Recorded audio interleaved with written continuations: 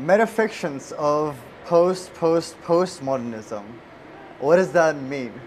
Well, it's a slightly tongue-in-cheek title, but there's a kind of root to it in that it's 40 years after postmodernism, and there's been a number of movements since postmodernism, but this is Jim Sterling's famous building, one of his last masterpieces.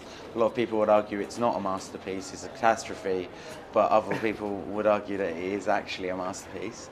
I'm of the latter persuasion, and That it's a masterpiece. that it's a masterpiece, but it's a Yeah. misunderstood one.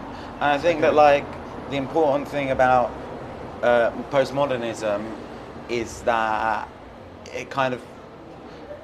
it was really thinking and talking about the return of symbolism and the return of meaning in architecture post the kind of Miesian architectural language.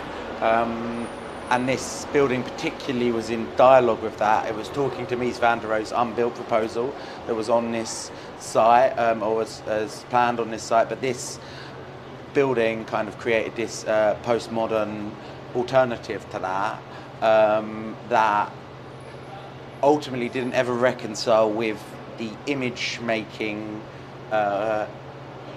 professions, with the architectural professions. Although it kind of symbolism returned, like it kind of never held in its architraves the kind of images that, say, a cathedral might have had, or kind of all of the things that it references, cathedral, shipping industry, all these things often had images, but within the postmodern building, its symbolism was only tectonic and architectural. So Metafictions of Post-Postmodernism is kind of looking at that, bringing that into a new era and just reigniting that discussion 40 years on from Jim Sterling in 2025. So join me in. Maybe we should go around the building at some point as well, right? You can show. This is one of the artists. It's one of the artists. That's in the exhibition. That's fun over there. One of the tests.